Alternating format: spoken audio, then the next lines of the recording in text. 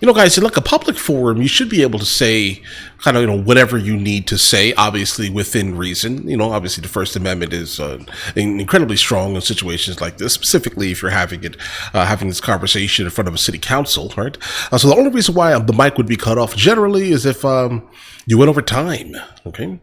So let's hope that's the case in this story, but let's go and check this out, guys. City Council cuts off Alabama resident while voicing concerns over migrants, guys.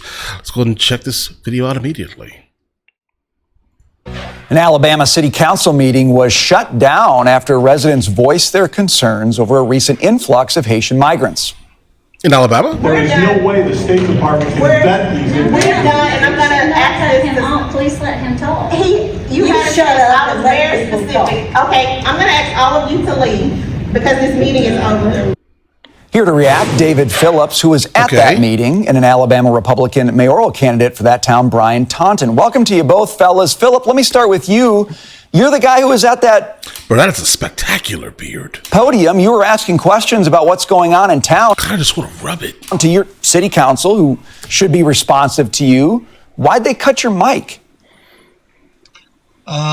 That's what I was wondering at the time. That was the section of the meeting that's open to public comment. Okay. So when I stepped to the mic, I had a few questions for them, and they basically shut it down, before I could even voice really any of the questions that I had. I think it was more of the fact that they really didn't want to give the answers more than they didn't have the answers. Okay. As I mentioned in other statements, that's the whole point, that the podium and the mic are there, is so the public can, ask the questions they have. That's why the city council has a job, to answer questions that people in the city have. Brian, tell us about what's going on. You've got a small town there, and you've got a potential problem, it sounds like, with migrants coming in. What's going on? Well, we do have a problem, but first I'd like to say thank you for having us here this morning to discuss this, but the problem is much bigger than we are. We're a small town of 12,000 people. Okay. And while I appreciate Dave's comment, the bottom line is this: we're not equipped to deal with this. Our city council and small town governments across the U.S. are not equipped to deal with this problem. Dave shouldn't have even had to be at that meeting to have this discussion. Our city council is not prepared to have this kind of discussion. We've all been caught flat-footed on this. And bottom line is, this falls back on a failed immigration policy of the Biden-Harris administration. Absolutely, and no doubt the failures of Alejandro Mayorkas and Homeland Security. We should not be dealing with these issues, but we're being forced to, and we simply do not have the infrastructure to support them. And this is what Dave and others in our city are afraid of. These people have not been properly vetted, and they very well, I believe they are wonderful people, but many have been simply recruited into the United States by outside sources, and that comes with some major issues. But like I said, we look at what's happening in America, and we don't have the resources. We're already stretched out as a small community. Guys, this is absolutely getting crazy. Now, so when it comes to like specifically Haiti, the overwhelming majority of Haitians that came into the United States of America came in through basically refugee status. These are not like common typical illegal immigrants. Okay. Now, if these are the individuals that are coming in through the southern border and not the ones who actually came in through refugee status, then obviously that's an incredibly important thing to kind of look at, right? I get it. Culture shifts are going to be absolutely massive in this region. I'm just surprised that like, for example, so we've definitely been following the migrant crisis basically since it kind of began, right? But I did not know that they were actually funneling people to Alabama. I thought, for the most part, the southern states were pretty much kind of void of it because, guys, when I'm in the United States of America, I live in Georgia, right? And with that being said, I have not seen anything at all in the state of Georgia, at least near me, right?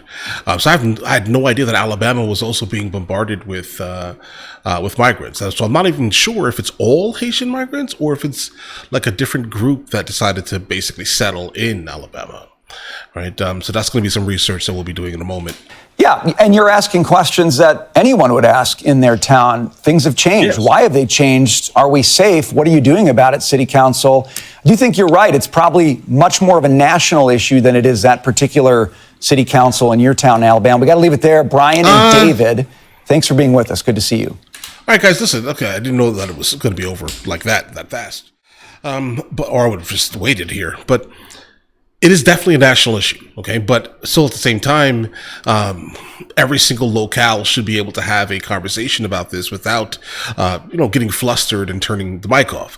That's a little disrespectful. It sounds like everyone that was sitting at the desk should probably lose their job if that was the case, because this is a public forum. Your city council meeting is open. You're specifically speaking in a section where if you have any questions, we should be able to answer, and then you decide not to answer and basically cut it off. Sometimes when we see clips of things, it doesn't give the full story. So I'll always, kind of double back on the research on this video here, for example. And if there is, footage of the entirety of the city council, at least a couple of minutes before and after, that'll probably better explain, but still, it does look terrible based off the clip we just encountered. How dare you cut the mic off on a citizen who's just trying to ask questions about things that are affecting him directly, right? I'm still trying to actually find, while we're here, right, how many, actually, as a matter of fact, hold on. I see it. Talladega County. Yeah, this is it. This is this here. They got a lot of people, right? Based off of the wording of this the statement here, they definitely got a lot of people being injected into the county. Guys, now listen.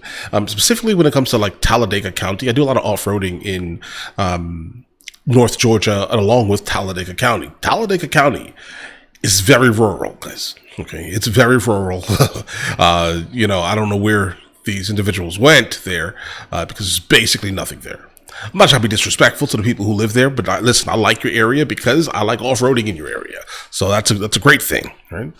But yeah, I don't know how they would have the ability to kind of deal with the sheer amount of individuals being moved to the place. I don't think they have the infrastructure, just like he said here. It doesn't make any sense. Who brought them there, right? And how did they find out about it? Because I'm going to be honest here, it's not like Talladega County is famous outside of the South. Okay, I'm not sure, but either way, guys, listen. Let me know in the comments the next thing should be checking out, and I will get into that as soon as I possibly can. All right, and listen, you guys all have an absolutely amazing day. Enjoy your day thoroughly. Guys, before we go, are you guys subscribed to the other channels? Logical Movie Reviews with Mr. L. Boyd, along with Mr. L. Boyd Music. Both are found in the description. Check it out.